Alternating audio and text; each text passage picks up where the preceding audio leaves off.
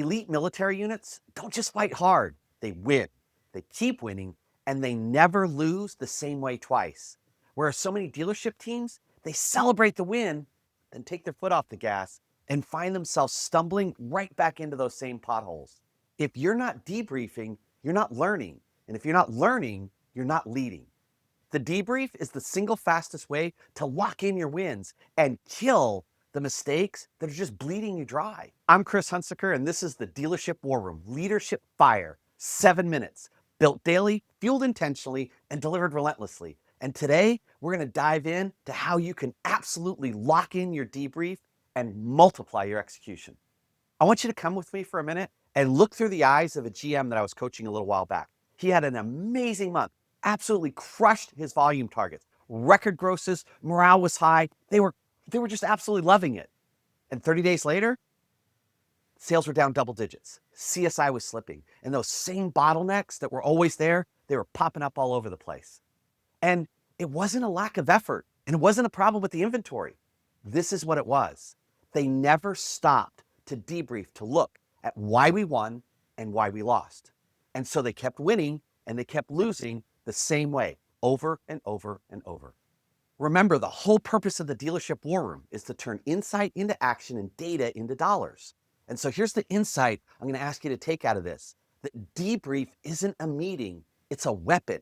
It locks in your wins so they don't fade. So you create an identity of elite performer, an elite operator, and it hunts down your losses so they don't repeat. So if debrief is a weapon, let me share with you how you can wield that weapon with the skill of a ninja. And we're going to start with a tool that I call the War Room Debrief Card. And this is so simple and so elegant. Here's what it is. You're going to look, and at the end of the day, you're going to grab your team together, and you're going to simply have a conversation, a huddle, where you're going to look at what's one win, what worked that we want to keep repeating, what went wrong, what was one thing where we missed the mark that we need to pivot, change, or adjust. And then third, what is the one thing we're going to do differently? And then assign it to a person. So there's assigned ownership, and create a deadline for when we're going to have it fixed by. Run it in 10 minutes, standing up, no fluff. And if you don't have 10 minutes to protect next month's numbers, you're not busy, you're bleeding. This is not about blame, and you need to make it clear in your debrief. This isn't about finger pointing. This is about making us an absolutely unbeatable team. Because when people feel seen and heard, when they feel safe, then they're going to give you the truth that you can actually use to make things better. Now, if you want to go next level and be an elite operator, then not only are you going to run this debrief with your team, you're going to run it with yourself. And after I wrote my book, Unstoppable Culture, the very next thing I did was I created what I called the Business Journal. And that is a journal that is designed to help you debrief every day. Every day there's a section to write in for you personally as a leader. What went well? What needs work do you need to improve on? And what are you going to do and apply that differently? And then there's a weekly reflection, a quarterly reflection, and an annual reflection. So you're constantly debriefing your own leadership and using it as a skill to get better. A few months ago, I was meeting with Lou Passat, who's the GSM of Hansel Honda. And he had just been promoted to that position, and I had given him my book, Unstoppable Culture. And he'd been reading it, we've been coaching through it, and I was working with him on how to implement how to build a culture that could perform well. And they started having some great months, best months that they've had, moving from like a $300,000 gross month to a $500,000 gross month. So no small shift or change. And all of a sudden, they hit a couple of bad months in a row. What did we do? We debriefed. In my next coaching session, he and I were talking, and he goes, Chris, it just hit me. I was at home, and I had been reading your book every day, and I was working on putting it in place. And then as soon as we started doing good, I stopped reading the book, I stopped implementing, and sure enough, the numbers went away.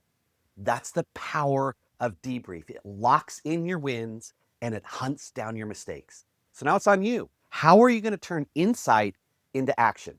I'm going to start by asking you to today, before the day ends, pull your team together. And then as a team, decide what's one win, what's one thing you're going to learn from, and what's one thing you're going to fix or change before Monday. Post those 3 answers where everyone can see them. And that is your war plan for next week. People own what they help create. And when the debrief has your team and the team identifies the wins, the learnings, and the next steps, then they own the plan because they helped created it. That's how you increase focus, increase accountability, and increase execution. So now you have a whole set of tools to start winning the execution war. Sometimes it's winning that minute by minute war. Sometimes it's winning each day, each week, and each month. But what you now have is a set of skills, tools, and frameworks. Execute and start winning the execution war consistently. Because you're not just running a store, you're commanding an elite unit of operators with you as the commander. And let's go all the way back to where we started.